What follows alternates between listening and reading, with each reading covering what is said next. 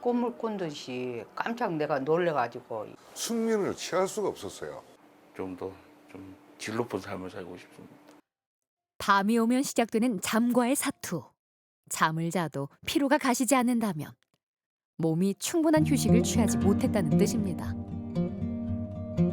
부족한 수면 시간은 건강을 해칠 수 있기 때문에 조기에 치료하는 것이 중요한데요. 숙면을 방해하는 원인을 찾아 삶의 질을 높이는 방법에 대해 알아봅니다. 수면 치료로 되찾는 개운한 하루. 신경과 전문의 이원구 교수.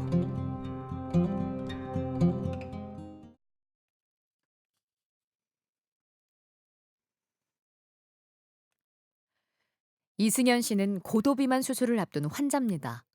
몇 년 전까지만 해도 건강에 큰 문제를 느끼지 못했지만 최근 1년 사이에 체중이 급격하게 불어나 전반적인 몸 상태에 대한 걱정이 늘기 시작했습니다.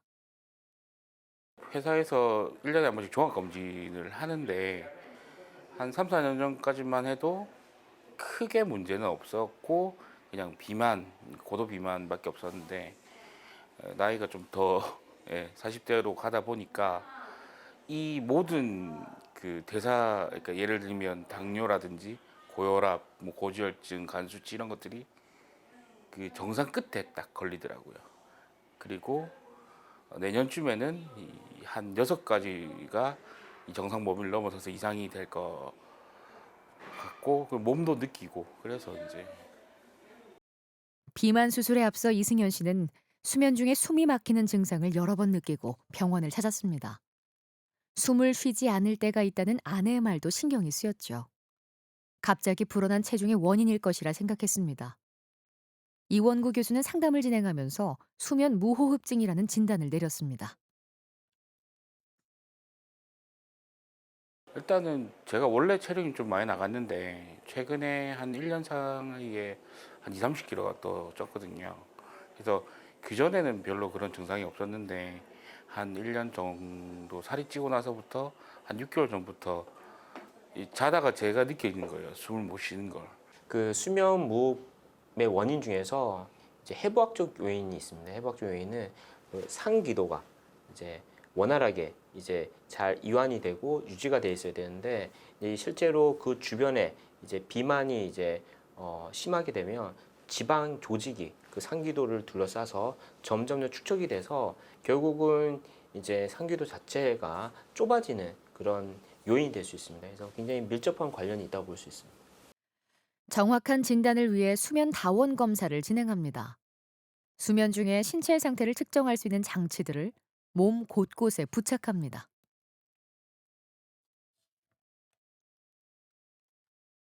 지금 수면 단계를 보기 위해서 일단은 뇌파를 붙이고요. 그리고 꿈꾸는 단계 수면을 위해서 안전도와 턱 근전도를 붙입니다.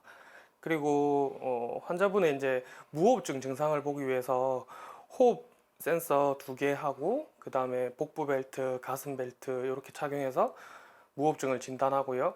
그리고 이제 다리 움직임을 보기 위해서 다리의 근전도를 또 추가로 붙여줍니다.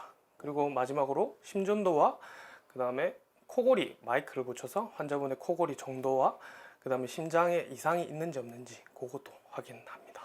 우선 수면 다운 검사입니다. 그 수면 다운 검사는 기본적으로 여러 가지 수면 장애가 있지만 그 중에서 폐쇄성 수면 무호흡을 확인하기 위해서 반드시 시행할 검사고 실제로 잠자는 동안에 그런 1시간에 무호흡이라든지 저호흡이라든지 그런 수면 무호흡과 관련된 그런 수치가 얼만큼 이제 심한지를 이제 볼 수 있는 검사라고 볼 수 있습니다. 밤이 깊으면 검사가 시작됩니다.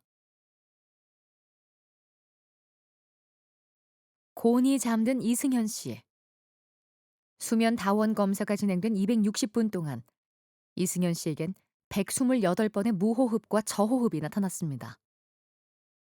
가장 긴 무호흡은 52초였고 가장 낮은 산소 포화도는 57%였습니다. 검사를 통해 가지고 수면 무호흡이 확인이 되고 무호흡 지수라는 걸 우리가 확인할 수 있습니다. 1시간에 무호흡이라든지 저호흡이 얼만큼 이제 심한 정도를 우리가 파악해 되는데 그게 어느 정도 수치가 넘어서 수면 무호흡이라고 확인이 된다 하면 실제로 양압기라는 치료가 필요하게 되고요. 그 양압기에서 필요한 적정 압력이 있습니다. 그 적정 압력을 확인하기 위해서 또한 나머지 시간 동안에 또 압력을 검사하는 또한 수면 다원 검사를 또 진행하게 됩니다. 2차 수면 다원 검사인 적정 압력 검사를 시행합니다. 몸에 검사 장치를 부착하고 양압기 마스크를 착용한 후 수면 중에 기도가 확보되는 압력 범위를 찾습니다.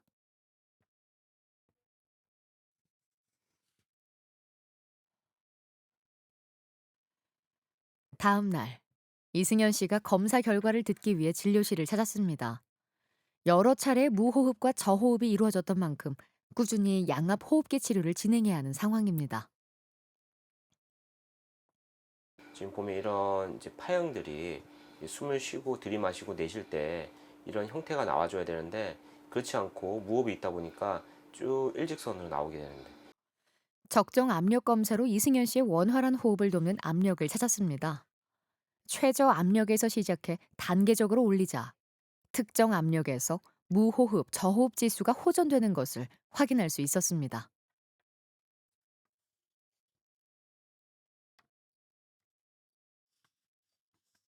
앞으로 비만 수술을 하게 돼 있습니다. 그래서 수술을 하게 되고 점차적으로 이제 몸무게가 이제 감량이 되면서 아마 무호흡이 조금씩 호전될 것이라 생각이 되고요.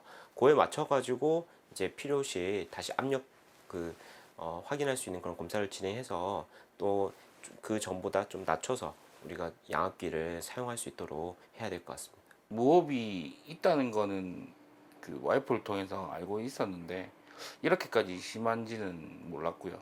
그리고 알았으니까 이제 뭐 비만도 좀 잡아서 좀 더 양압기 치료하고 해서 좀 더 좀 질 높은 삶을 살고 싶습니다.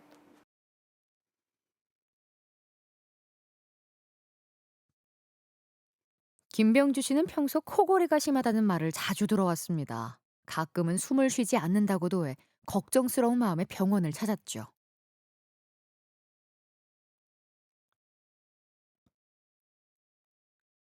코골이가 좀 많이 심해가지고요. 가족들이랑 아기들도 있는데 같이 자는 데 있어가지고 제 코골이 때문에 이제 가족들이 자는 게 좀 많이 불편하고요. 저는 모르는데 옆에 있는 사람들이 많이 신경 쓰이는 거죠.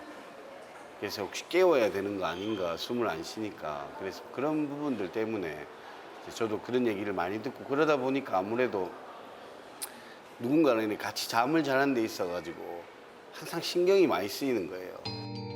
308분의 수면 시간 동안 김병주 씨에겐 56번의 무호흡과 저호흡이 나타났습니다. 가장 긴 무호흡 시간은 무려 111초였습니다.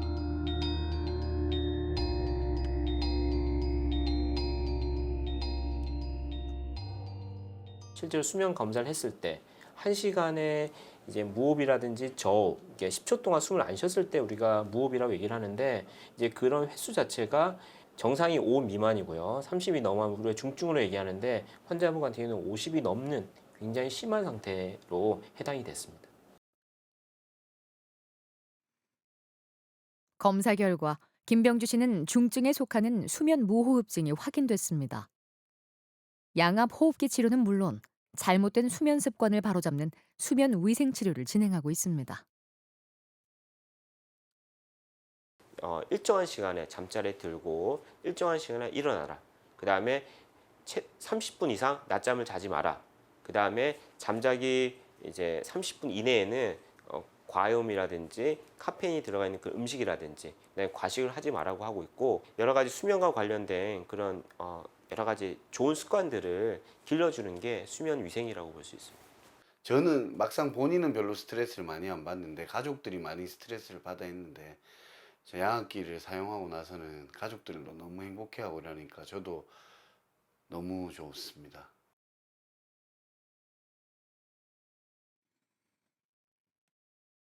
몇 년 전부터 잠을 푹 자본 기억이 없다는 강형구 씨. 역시 수면 무호흡증을 앓아 코를 골고 가끔은 숨이 막히는 느낌을 받았습니다. 제가 이렇게 숙면을 취하려 해도 뭐 자고 나면 한 2시간 내에 계속 깼어요. 2시간 있다 깨고 또 어떻게 그러다 보니까 잠도 안 오고 또 제 집사람이 밤에 코를 많이 곤다. 그리고 갑자기 숨을 안 쉬는 것 같아. 그래서 요번 기회에 한번 검사를 받게 됐어요. 222분의 수면 시간 동안 강현구 씨에겐 91번의 무호흡과 저호흡이 나타났습니다. 산소 포화도라고 해서 체내 산소 포화도가 굉장히 적게 되면 혈관이 굉장히 큰 스트레스를 받게 됩니다. 그게 이제 하루 이틀이 아니라 지속적으로 계속 이어지게 된다면 특히 심혈관 질환이 뇌혈관 질환에 굉장히 위험한 그런 요인으로 작용할 수 있게 됩니다. 그 외에 단편적으로 고혈압, 당뇨, 고지혈증 이런 것들이 생기게 되면서 대사증후군을 오게 되고 그래서 그런 것들이 굉장히 위험할 수가 있게 되는 것입니다.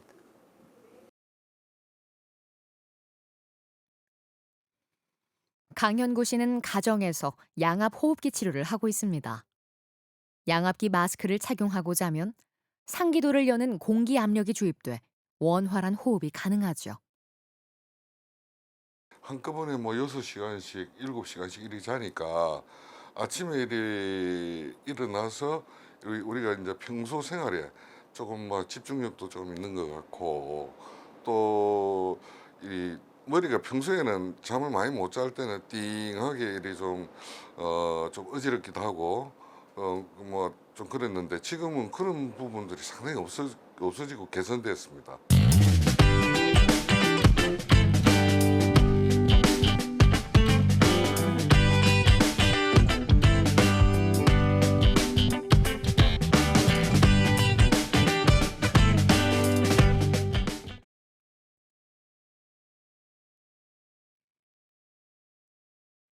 권호숙 씨는 몇 개월 전부터 밤이 되면 다리에 벌레가 기어가는 듯한 느낌 때문에 잠을 설치는 경우가 많았습니다. 하지만 이러한 증상이 수면 장애와 관련이 있을 줄은 꿈에도 몰랐습니다. 밤에 소변이 자주 마려가지고 너무 피곤했어요. 나는 왜 소변이 자주 마릴까 그 생각만 했지 수면 장애가 있는지는 생각도 못했어요. 그러니까 잠이 안 오니까 발바닥도 찌릿찌릿 하고 화끈화끈도 하고 하면 내가 막 이렇게 마사지 해주면 좋을까 싶어가지고 마사지도 해주고 막 그렇게 고생했어요.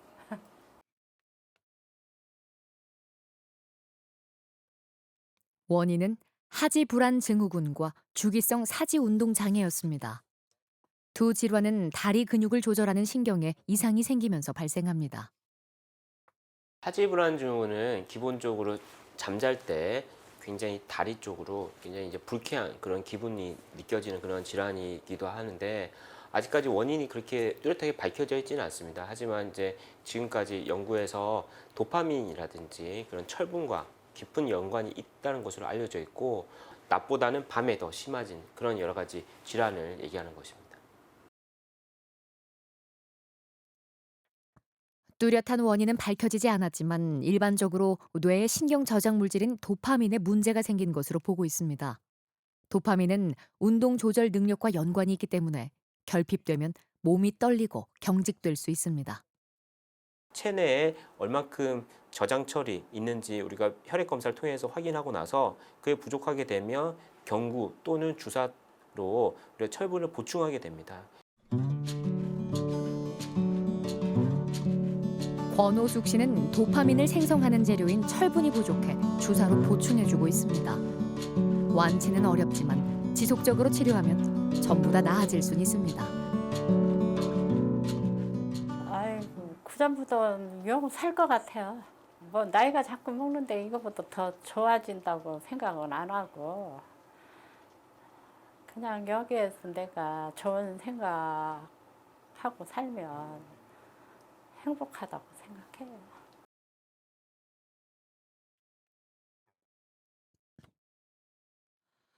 황수섭 씨는 2년 전까지 불면증을 앓았습니다. 쉽게 잠들지 못하는 것은 물론 겨우 잠이 들어도 얼마 못 가 깨는 경우가 많았죠. 결국 수면 유도제에 의지할 수밖에 없었습니다. 나는 불면증을 좀 오랫동안에 좀 심하게 했어요. 잠을 잘 들지 못하고, 그다음에 잠을 깊이 못 자고, 잠을 오래 못 자고, 낮에는 하여튼 하루 종일 하여튼 뭐 이 무기력하고 집중이 안 되고, 막 피곤하고, 뭐 참 사실 일일이 잘 안 되죠.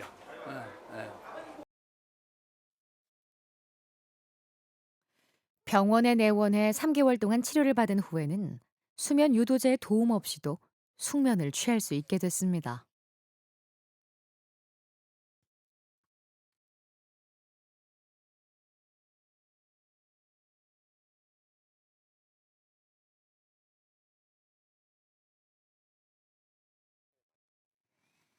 (2년) 전과 비교해 불면증 중증도 척도 검사 결과가 눈에 띄게 좋아졌습니다. 나는 한시도 하루도 내가 잠을 제대로 자는 날이 없겠다. 이런 이제 막연한 그런 불안감들이 계속 머릿속에 이제 맴돌게 됩니다. 이제 그런 것들이 잠을 자꾸 깨게 되고 각성을 자꾸 일으키게 됨으로써 이제 불안하게 되고 이제 그런 게 매일매일 반복이 되는 그런 질환이라고 볼 수 있을 것 같습니다.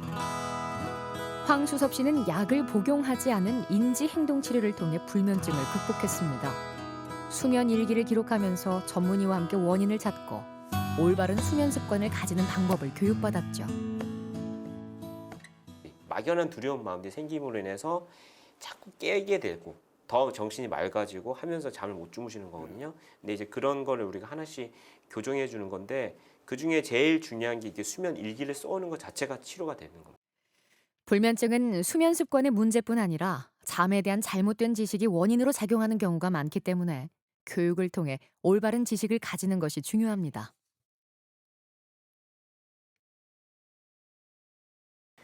기본적으로 불면증인 경우에는 이제 약물로 치료하게 되면 결국 그 약물을 끊기 위해서 굉장히 많이 힘든 그런 시간들이 필요하기 때문에 또 약물 치료 같은 경우에는 부작용이 굉장히 심하기 때문에 약물 치료보다는 비약물 치료가 굉장히 중요하고요. 근데 원인되는 그런 수면 방해 현상이라고 해야 될까요? 수면에 대한 잘못된 그런 생각들이 끊임없이 꼬리를 물면서 본인이 그런 불안하고 하는 것 때문에 잠을 못 주무시는 것 때문에 그런 것만 교정해주면 이전에 잘 잤던 그런 수면 습관을 충분히 찾을 수가 있습니다.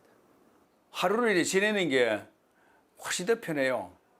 그러니까 전에 같으면은 뭐 무슨 일을 해도 하여튼 피곤하고 집중이 잘 안 돼. 그런데 요즘에는 훨씬 더 나아요.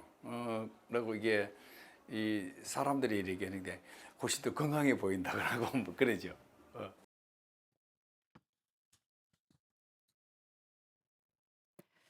이영임 씨는 3개월 전 손이 떨리고 기억력이 떨어지는 증상으로 병원을 찾았다가 뜻밖의 진단을 받았습니다. 파킨슨병과 꿈수면 행동장애, 생전 처음 들어보는 질환들이었죠. 저녁으로 잠 못 잘 정도로. 그래 저녁에 잠들기가 불편해가지고 잠이 들면은 나도 모르게 꿈도 좀 꿨다가 어쩔 때는 생각이 나고 어쩔 때는 잊어버리고 그런 경우가 많았어요. 낮으로 일하고 좀 남는 공간이 있을 때 그때가 좀 힘들었어요. 신경퇴행성 질환인 파킨슨병과 꿈수면 행동장애는 잠을 자는 동안 소리를 지르고 몸을 크게 움직이는 게 대표적인 증상입니다. 특히 꿈수면 때는 우리가 3-4차례 반복이 되지만 그때는 온몸에 움직임이 전혀 없어야 돼요.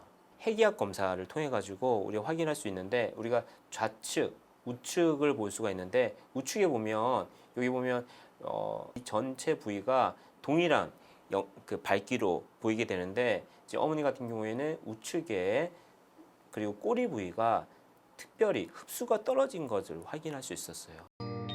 뇌에 있는 도파민의 신경세포가 정상인과 다르게 일부 소실된 것으로 나타났습니다.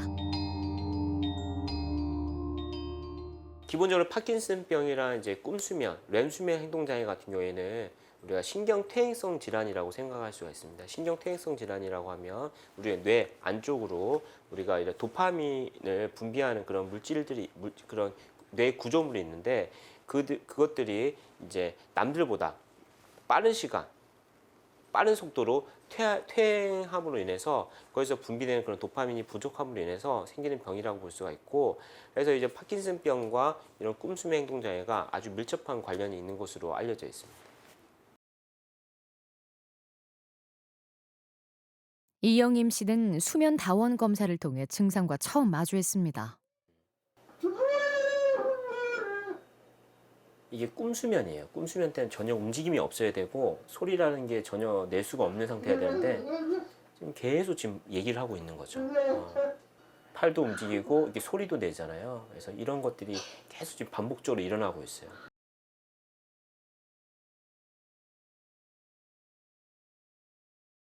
기본적으로 이제 두 가지 질환 자체는 사실 이제 완치가 되지 않는 병입니다. 그래서 기본적으로 관리를 한다고 보시면 될 것 같아서 약물로 조절하는 게 원칙이고요. 그래서 파킨슨병이라든지 꿈수면은 모두 그런 약물로 이렇게 경과를 보면서 우리가 용량을 우리가 올려가면서 그런 증상 완화를 위해서 치료하게 되는 것입니다. 저녁에 자는 것도 조금 편하게 자는 수 있고, 이 앞전에는 나가는 것도 싫고 사람 만나는 것도 싫고 나 혼자만이 그래 있는 그런 공간에서만 있을 시간이 많았거든요. 그런데 지금은 내가 이제 그 변명을 듣고 지금 많이 내가 성격을 조금 그게 제일 키포인트라 지금 성격 바꾸는 게. 일생의 3분의 1을 차지하는 수면은 신체 기능을 회복하고 건강을 유지하기 위해 꼭 필요한 휴식 시간입니다. 적절한 치료를 통해 부족한 수면 시간을 채우는 것만으로도 삶의 질은 충분히 향상될 수 있습니다. 예전에는 이제 수면이란 게 실제로 병이 아니라고 사람들이 인식을 많이 하다 보니까 실제로 잠을 많이 못 자고 그런 수면제를 과다 복용하는 분들도 굉장히 많고, 그다음에 수면 무호흡이 굉장히 심해서 여러 가지 이제 심혈관계, 내혈관계 합병증이 있는 분들이 참 많이 있었습니다. 조금이라도 이제 잠자는데 많이 불편하거나, 그다음에 낮 동안에 굉장히 피곤하거나, 아침에 일어났을 때 머리가 깨지듯이 아프다는 그런 두통이 있다거나 그러면 반드시 그런 수면과 관련된 그런 의료진을 찾아서 꼭 진찰과 상담을 받아보는 게 중요하다고 생각이 듭니다.